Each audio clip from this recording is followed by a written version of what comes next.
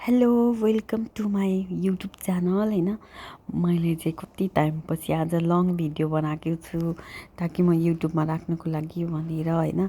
So जसले पनि हेर्नुहुन्छ मेरो यो भिडियो सब्सक्राइब अनि लाइक चाहिँ प्लिज गरिदिनुहोस् होइन। अनि त्यसपछि आज चाहिँ हामी जाँदैछौँ दुबई मल, किनकि आज हामी ककटेल 2 हेर्न भनेर निस्केको थियो होइन। 5:30 बजीको टिकट थियो, तर हामी चाहिँ जाँदा जाँदा 6 बजिसकेको थियो कि।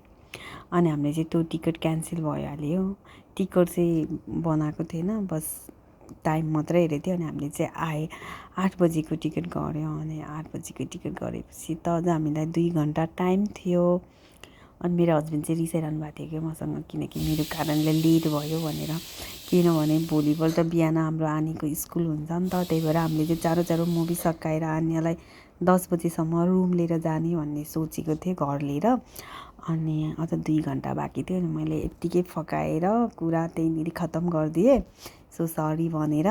अनि त्यसपछि हामी चाहिँ दुबई मल यता खेल्न आयौँ होइन। सो मेरो आन्याको लागि, अनि आन्या चाहिँ एकदम खुसी हुन्छ क्या यसरी मतलब खेल्नुको लागि लिएर आयो भने, घुमाउनुको लागि लिएर आयो भने एकदम खुसी हुन्छ। अनि हामी चाहिँ आन्याले खेलिसकेपछि हामीलाई चाहिँ एकदम कफी पिउनु मन लाग्यो। सो मलमा आएपछि चाहिँ सबैलाई कफी त पिउनु एकदम मन लाग्छ, अनि मेन त मलाई होइन, किनकि म कफी एकदम क्रेजी छु कफीमा चाहिँ होइन, मलाई एकदम मनपर्छ।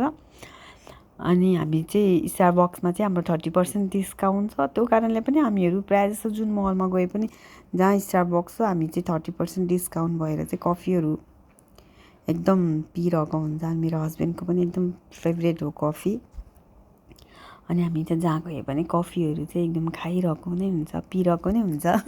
जतिखेर मलाई खाइरहेको मात्रै भन्न आउँछ क्या, पिउने हो नि त कफी, खाने। अनि त्यसपछि जे हुन्छ ल ओके। अनि त्यसपछि हामी चाहिँ एकछिन बस्यौँ गफ गरेर। अनि हामी चाहिँ सोचेको आन्या यस्तो छ कि होइन, उसलाई जेदेखि त्यही चाहिन्छ कि। अनि त्यसपछि आन्या एकदम जिद गर्छ नि त, हर कुरामा जिद गर्छ, उसलाई जे पनि चाहिन्छ। अनि सोच्यो आन्यालाई यहाँ धेरै टाइम राख्यो भने उसले त पसलै सबै चिज मेरै हो भनेर लिन खोज्छ क्या। त्यही भएर हामीले सोच्यो अब हामी यहाँ धेरै बेर बस्नु हुँदैन, बरु कफी पिउँदै जाउँ भनेर चाहिँ हामी त्यहाँबाट निस्कनको लागि तयार हुँदै। अनि हामी चाहिँ सोच्यो कफी लिएर जाने भनेर। अनि हामी चाहिँ त्यहाँबाट निस्कियौँ। सो कफी पिउँदै हामी चाहिँ दुबईको वाटरफल हेर्न जाने भनेर सोचिरहेको थियो। अनि हामी चाहिँ यता आयौँ वाटरफलमा। अनि आनी एकदम खुसी भयो, किनकि उसलाई मनपर्छ नि त खेल्न घुम्न त। अनि एकछिन हामी आन्यालाई खेलायो, किनकि टाइम त हामीसँग थियो अझ 2 घन्टा होइन। अनि त्यही भएर घुमेको दुबई मल।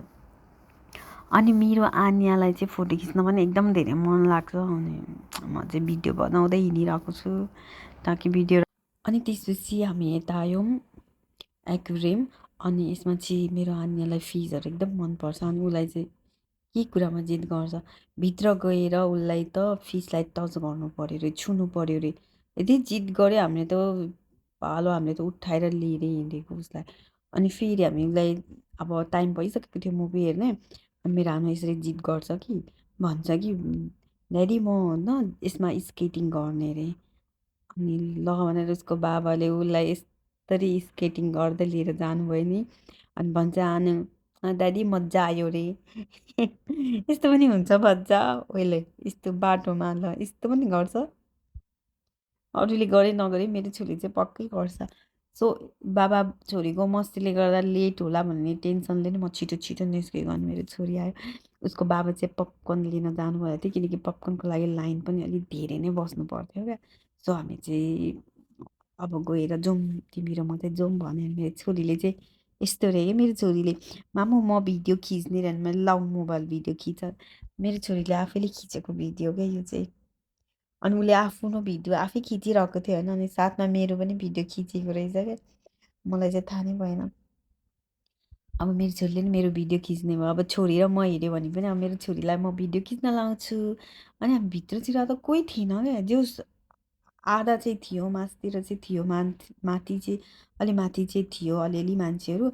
अनि पुरा हलै खाली थियो। अनि मलाई लाग्यो कि यार फिल्म राम्रो छैन जस्तो लाग्यो भनेको त होइन, तर एक्चुअली हुँदा हामी अलिक चाँडो नै आएको थियो तर मलाई लाग्यो त्यस्तो धेरै राम्रो चाहिँ मलाई पनि लागेन मुभी किनभने त्यो फर्स्टको ककटेल वान एकदम राम्रो थियो क्या यस्तो राम्रो लागेको थियो नि मलाई त्यो मुभी होइन मैले चाहिँ यो मुभी पनि राम्रो होला भनेर आएँ तर नट ब्याड होइन त्यस्तो राम्रो पनि होइन यो मुभी ठिकै हो होइन तर हेर्नु चाहिँ मलाई त्यस्तो खास लागेन ठिकै छ भन्ने टाइपको मुभी टाइम पासै त हो अनि हामीलाई चाहिँ 11:30 भइसकेको थियो घर जानु थियो किनभने भोलि आन्याको स्कुल छ अनि हामी चाहिँ यसो निस्केको होइन अनि त्यहाँबाट चाहिँ हामी छिटो छिटो निस्क्यो अनि थ्याङ्क यू फर वाचिङ